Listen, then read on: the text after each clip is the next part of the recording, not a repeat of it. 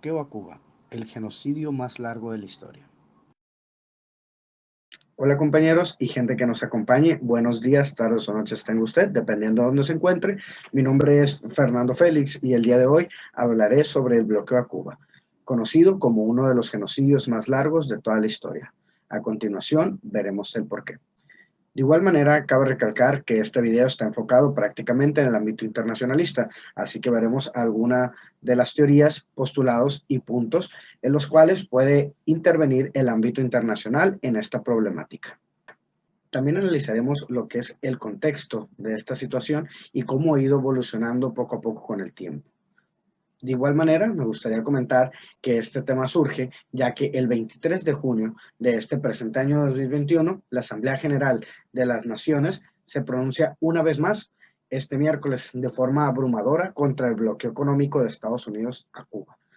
Este exigió que se ponga fin a esas medidas coercitivas unilaterales que está tomando Estados Unidos contra Cuba de hace muchísimos años. De igual manera, cabe mencionar que la resolución que pide fin al bloqueo de Cuba se suma a las 28 adoptadas anualmente desde 1992, cuando el órgano de debate empezó a votar anualmente sobre esta cuestión. Comenzando, me gustaría primeramente empezar por lo que es las explicaciones de las teorías que estamos viéndolo de un punto de vista internacionalista, de las teorías que podemos aplicar en esta problemática de Cuba que está teniendo hasta el día de hoy. Por ejemplo, ahorita podemos ver aplicada lo que es la teoría de la paz democrática. ¿En qué consiste esta teoría? Esta corresponde prácticamente en las preocupaciones fundamentales de las relaciones internacionales, ya que esto explica la coexistencia pacífica que debe haber entre los estados del sistema internacional. Sin embargo, como también lo sugiere esta misma, la teoría de la paz democrática se basa en lo que es un ámbito de la paz internacional y también que se lleve internacionalmente dentro de lo que es cada país. Entonces, ¿cómo podemos aplicar esta teoría en el ámbito cubano? Podemos ver que Estados Unidos está limitando los recursos de las personas en Cuba y esto convierte hacia una falta moral hacia los derechos cubanos. He ahí uno de los motivos por los cuales este caso es considerado como el genocidio más largo dentro de toda la historia. Tanto dentro como fuera de Cuba podemos observar la falta de la aplicación de la teoría normativa de la paz en este caso, ya que tanto dentro como fuera no reina la paz ni la libertad. Pero antes que nada, me gustaría comenzar, para comprender más el tema, con el contexto. ¿Qué es lo que pasó con el bloqueo de Estados Unidos a Cuba? ¿A qué se refiere principalmente este bloqueo? Explicado de una manera sencilla, el bloqueo de Estados Unidos a Cuba es un conjunto de leyes que impiden el comercio con Cuba. Pero, ¿cómo inicia esta problemática? ¿A qué se debe? Esta problemática principalmente comienza por la ambición de Estados Unidos por anexar Cuba a su territorio, así como tal lo podemos ver en el caso de Puerto Rico en la actualidad, ya que gracias a la cercanía a Cuba, este mismo país, Estados Unidos, pues le parecía fácil la anexión hacia él mismo. Lamentablemente para Estados Unidos esto se impide con el triunfo de la Revolución Cubana, el 1 de enero de 1959, el cual fue un golpe muy duro para los Estados Unidos, ya que también llega al poder el movimiento revolucionario, el cual hace llegar a uno de los actores internacionales más emblemáticos mencionados en esta problemática, el cual fue Fidel Castro. Este adoptó medidas para recuperar las riquezas del país y ponerlas al servicio de los ciudadanos. Ejemplo de esto podemos ver con la aprobación de las rebajas de medicamento, la promulgación de la ley agraria, la cual entregó tierras a más de 100,000 familias campesinas y se declaró el uso público de las playas que estaban vetadas a la ciudadanía.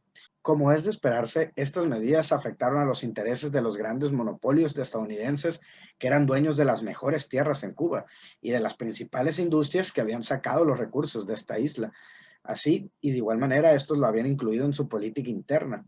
Es aquí donde Estados Unidos rompe relaciones con Cuba gracias a la decisión del aquel entonces presidente John Kennedy.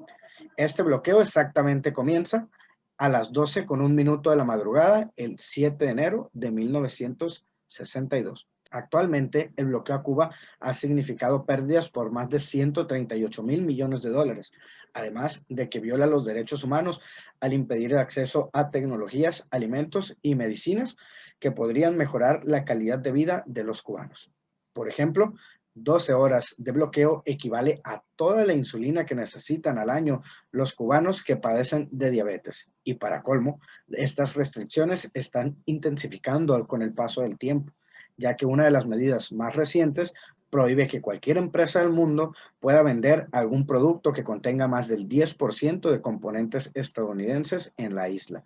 Y por si fuera poco, Estados Unidos no respeta la opinión internacional, ya que la mayoría de los países vota desde hace años a favor del levantamiento en el bloqueo contra Cuba. Como lo estamos viendo, como lo estábamos viendo al principio, en la Asamblea de la ONU, estos votos no son válidos. Aquí me gustaría añadir principalmente una de las teorías internacionales que se ven afectadas en este caso de Cuba. Esta es la teoría normativa internacional.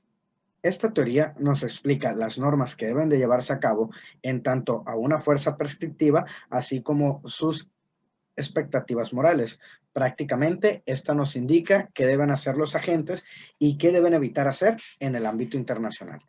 Aquí podemos observar que Estados Unidos está cometiendo una falta, haciendo que los agentes internacionales no puedan actuar en este ámbito. Están de hecho utilizando hasta vetos presidenciales, como lo pudimos observar en el caso del presidente Bush, para poder brindar la no liberación a Cuba. La pregunta sería, ¿cuánto más es necesario esperar para que se pueda hacer válido esta liberación?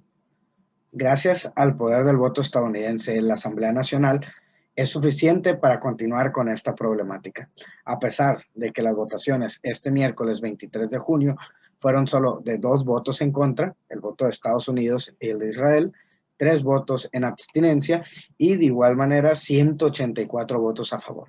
Aún así, se rechazó el embargo hacia Cuba, haciendo que este siga vigente.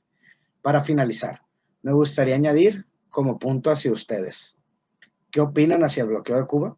¿Creen que en algún momento este se terminará? De mi parte fue todo. Mi nombre fue Fernando Félix. Esto fue el tema sobre el bloqueo a Cuba.